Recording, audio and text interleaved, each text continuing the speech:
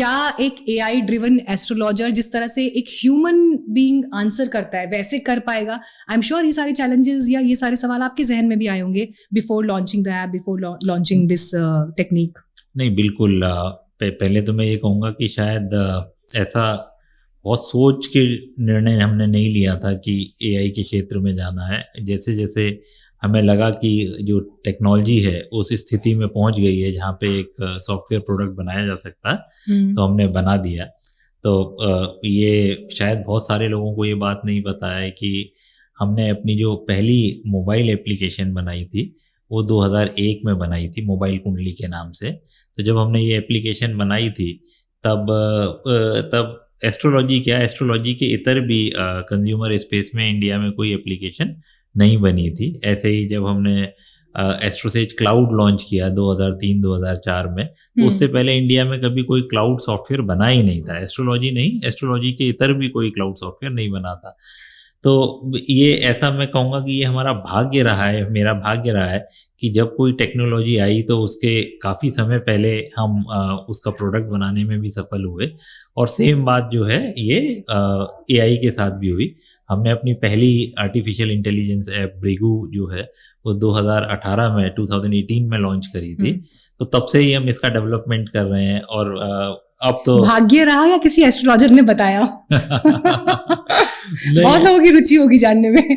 नहीं, एस्ट्रोलॉजर ने तो नहीं बताया, ये तो एक टेक्नोलॉजी डेवलप हो रही थी और हम ज्योतिष के क्षेत्र में थे, तो हमको लगा सही समय पर सही जगह थे और सही डिसीजन ले पाए, ये कह सकते हैं। और अगर ज्योतिष के दृष्टिकोण से अगर देखा जाए तो ये ज्योतिष का जो क्षेत्र है और ज्ञान का जो क्षेत्र है वो ज्योतिष में उसका कारक जो है वो देवगुरु बृहस्पति जो है वो उसके कारक होते हैं।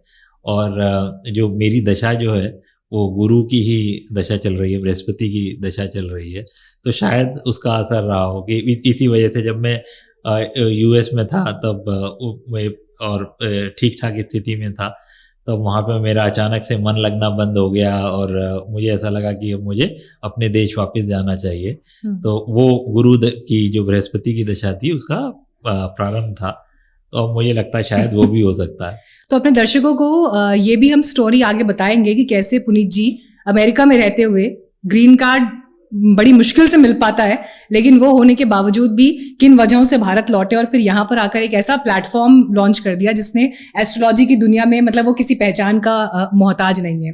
और देश में जब आज मेक इन इंडिया जैसे कॉन्सेप्ट की बात होती है या ब्रेन ड्रेन की बात होती है तो उसमें अपने आप में आपका काम एग्जेम्पलरी रहा है। तो इस बात पर हम आगे आएंगे क्योंकि आज थोड़ी सी लंबी कॉन्वर्सेशन ही चलने वाली है। लेकिन फिर मैं एआई को ही थोड़ा सा और समझने की कोशिश जब हम कर रहे हैं, कोई व्यक्ति जब एक पर्टिकुलर एस्ट्रोलॉजर के पास कोई समस्या लेकर जाता है तो कई बार वो कंसल्टेशन 5 मिनट का है, 10 मिनट का है, आधे घंटे का है, वो बातचीत चल रही है। एआई से जब आप ये बात कर रहे हैं तो वो किस हद तक इमोशनल क्वोशंट पकड़ पा रहा है, वो किस हद तक जो आपकी समस्या है उसकी ग्रेविटी को समझ पा रहा है? इस सवाल को मैं अगर थोड़ा सा और बाइफिकेट करूं, मतलब फॉर एग्जाम्पल मैं किस तरह के परिवेश से आती हूँ, किस तरह के फैमिली बैकग्राउंड से आती हूँ, मेरी अलग तरह की समस्याएं हो सकती हैं, उसको आंसर करते हुए एआई कैसे उन बारीकियों को पकड़ेगा और कैसे उसको ये समझ में आएगा कि मैं यूरोप से आने वाले किसी आदमी को क्या सजेस्ट कर रहा हूँ, ऑस्ट्रेलिया से आने वाले को क्या सजेस्ट कर, क्योंकि आपका तो ऑनलाइन प्लेटफॉर्म पर ये पूरा काम उपलब्ध है। तो इन चीजों को आपने कैसे अलग अलग कंपार्टमेंट्स में डाला या एआई को कैसे उतना स्ट्रांग किया कि वो इन चैलेंजेस के जवाब दे सके? नहीं, आपके प्रश्न का उत्तर देने से पहले ये तो मैं जरूर बताना चाहूँगा कि एआई एक्चुअली है क्या, तब शायद हमारा जो आगे का कन्वर्सेशन है वो थोड़ा आसान हो जाए। और जैसे मैं सामान्यतः जब एआई को डिफाइन करता हूँ और सामान्य शब्दों में समझाने की कोशिश करता हूँ तो मैं ये कहता हूँ कि जैसे एक हमारा ब्रेन है, हमारा मस्तिष्क है, जिसमें करीबन कितना 86 बिलियन न्यूरॉन्स हमारे मस्तिष्क में है। इसी तरीके से अगर हम बिल्ली की बात करें तो करीबन 300 मिलियन न्यूरॉन्स बिल्ली के ब्रेन में होंगे। 500 मिलियन जो होंगे वो शायद किसी एक डॉग के ब्रेन में होंगे।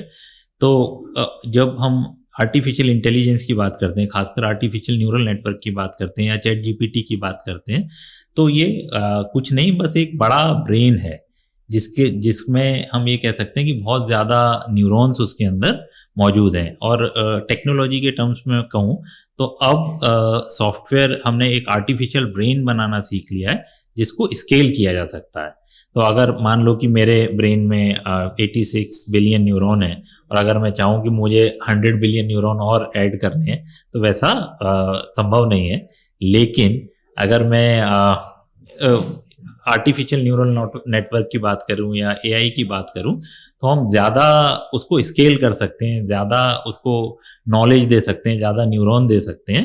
तो एक तरीके से एआई जो है वो एक बड़ा ब्रेन है, बड़ा मस्तिष्क है।